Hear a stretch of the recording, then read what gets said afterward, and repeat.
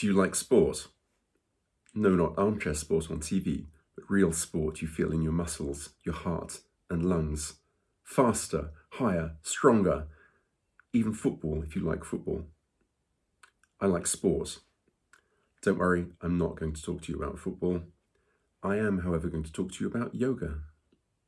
Okay, yoga's not a sport, even though you can buy your mat at the sports equipment store Decathlon.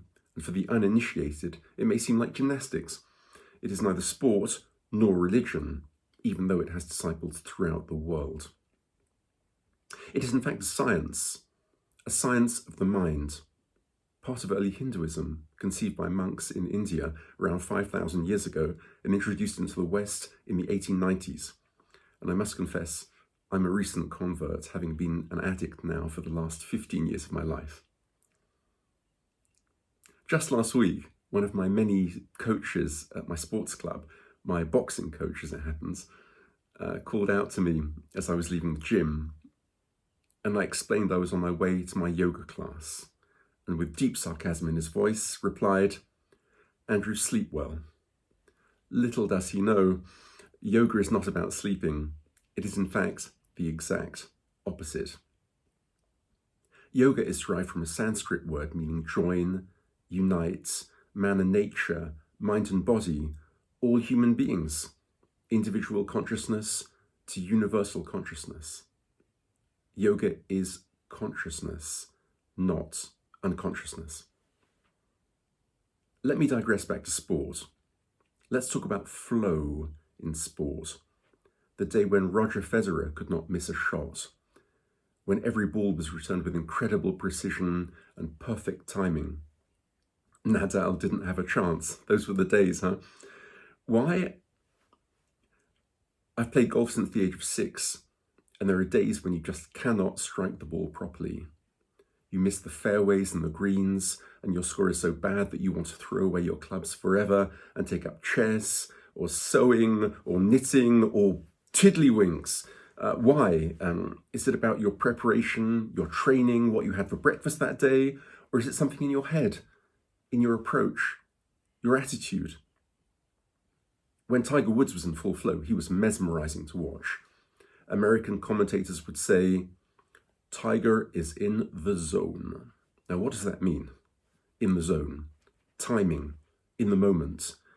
There is something that Roger and Tiger share on those days of perfection, something about presence, something about the present. Have you heard of mindfulness? These days, our minds are full of nonsense, particularly with the tidal wave of half-truths and falsities that hit us every day via Twitter, Instagram, TikTok, and the rest of social media. Would you prefer to have a mind that is full, or be mindful? Mindful of the moment? Would you prefer to keep scrolling down your Instagram feed, or stop and admire one particular painting, or even go to a museum and contemplate the real thing? Mindfulness is about awareness of what's going on in and around you right now, because life is only possible now. Dwelling on the past or dreaming of the future are mental activities that prevent you from living in the present. My hypothesis to you is that when Roger and Tiger are in full flow, when in the zone, are totally concentrated in and on the present moment. So how do they do it? Since the Beatles went to India in the mid-60s, everyone in the West has been talking about meditation. Now, what image comes to mind when you hear the word meditation?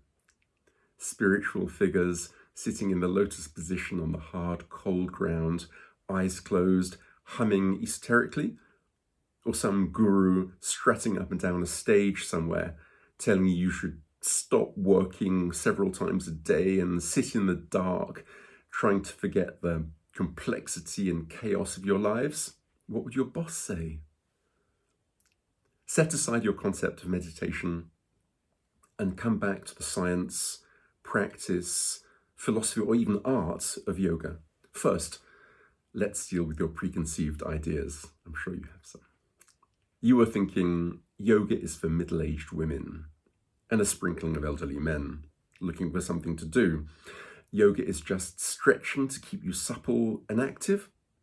Yoga is relaxation, even sleeping. No, dear boxing coach, no. Yoga is none of the above. Yoga is posture. Yoga is breathing. Yoga is consciousness. Yoga is letting go of the negativity, the interference, the stress, the noise of the outside world. Like switching on a light chases away the darkness, mindfulness in yoga chases away negativity. Of course, yoga is posture. You all know the lotus position, the downward-facing dog, the cat, the happy baby, the fish. However, if you just mimic the photos you see on the internet, then you will have achieved very little. The point is not to torture your body into impossible poses like a contortionist. You will only hurt yourself. The point is being in the moment, developing your concentration, heightening your ability to focus and your awareness of what is going on in your body and in your surroundings. Yoga is consciousness. Think of the Zen archer who painstakingly completes the same gesture thousands upon thousands of times until he reaches a degree of perfection when he becomes the gesture. He becomes both the arrow and target and therefore cannot miss.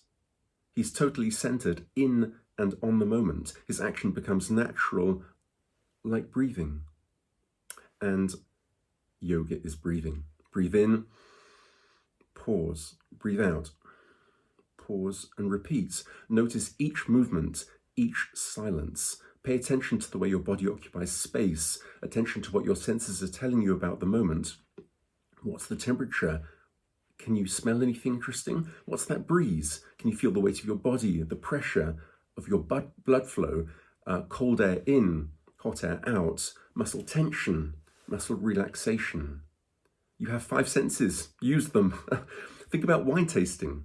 If you just say, well, I know what I like, without trying to describe what you are actually experiencing, you are missing out on a huge part of human experience. This goes for all human activities. If you are not fully present in each moment of your existence, then you are not using your faculties as well as you could. And if I may say, you are not using your time on earth to the best of your abilities. Think about when you were making a presentation, performing on stage, playing the match of your life. You need total concentration. Your mind cannot wander to what you will be having for dinner later that night, or what you regretted saying to your partner at breakfast that morning.